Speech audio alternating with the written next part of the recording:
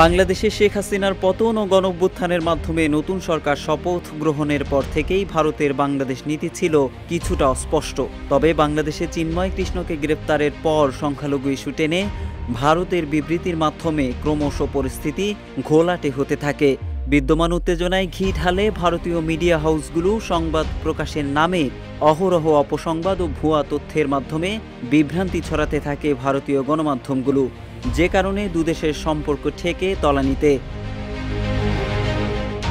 কয়েকদিন আগে ভারতের গণমাধ্যম ইন্ডিয়া টুডের প্রতিবেদনে ভারত সীমান্তে বাংলাদেশের পক্ষ থেকে ড্রোন মোতায়েনের দাবি করা হয়।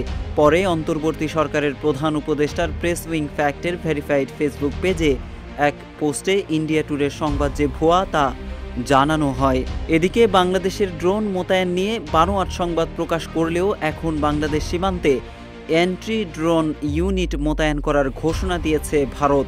শুধু বাংলাদেশে নয়, পাকিস্তান সীমান্তেও নিচ্ছে একই পদক্ষেপ। Double million offer, Walton fridge কিনে পেতে পারেন 20 লক্ষ টাকা, রয়েছে কোটি কোটি টাকার নিশ্চিত উপহার। 9 ডিসেম্বর ভারতের স্বরাষ্ট্রমন্ত্রী অমিত শাহের বরাতে ড্রোন মোতায়েনের তথ্য জানায় সংবাদ মাধ্যম ডিফেন্স নিউজ ইন্ডিয়া। একদিন পর একই সংবাদ প্রকাশ করে পাকিস্তানের সংবাদ মাধ্যম দ্য নিউজ ইন্টারন্যাশনাল। প্রতিবেদনে জানানো হয়, সীমান্তের অপর পাশ থেকে ড্রোনের মাধ্যমে সৃষ্ট ক্রমবর্ধমান হুমকি মোকাবেলায় ব্যাপকভাবে অ্যান্টি ড্রোন ইউনিট মোতায়েন করবে ভারত।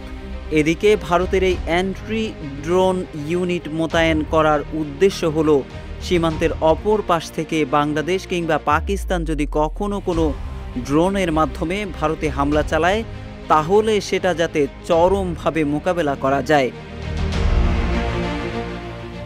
ভারতীয় গণমাধ্যমে প্রকাশিত রিপোর্ট অনুযায়ী দেশটির স্বরাষ্ট্রমন্ত্রী অমিত শাহ ভারতীয় সীমান্তরক্ষী বাহিনী বিএসএফ সেনাদের প্রশিক্ষণ শিবিরে 60তম প্রতিষ্ঠাবার্ষিকীর অনুষ্ঠানে ভাষণ দেওয়ার সময় ড্রোন হুমকির গুরুত্ব এবং ভারতের সক্রিয় পদক্ষেপের কথা তুলে ধরেন।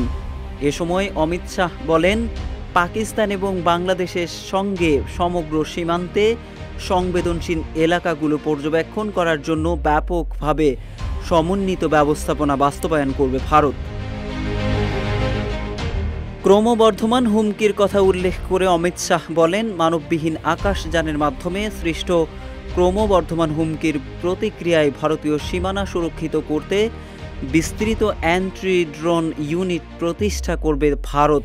তিনি আরও বলেন, লেজার সজ্জিত অ্যান্টি ড্রোন গান মাউন্টেড মেকানিজমের প্রাথমিক ফলাফল বেশ উৎসাহব্যঞ্জক, যার ফলে পাঞ্জাবের পাকিস্তান ভারত সীমান্তে ড্রোন নিষ্ক্রিয়করণ এবং শনাক্তকরণ উল্লেখযোগ্যভাবে বৃদ্ধি পেয়েছে।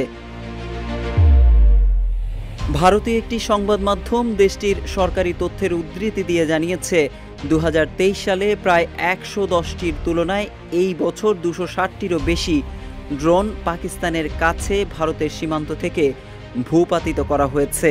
উল্লেখ্য, পাকিস্তানের সাথে ভারতের 2289 কিলোমিটার এবং বাংলাদেশের সঙ্গে ভারতের 4096 কিলোমিটার দীর্ঘ সীমান্ত রয়েছে।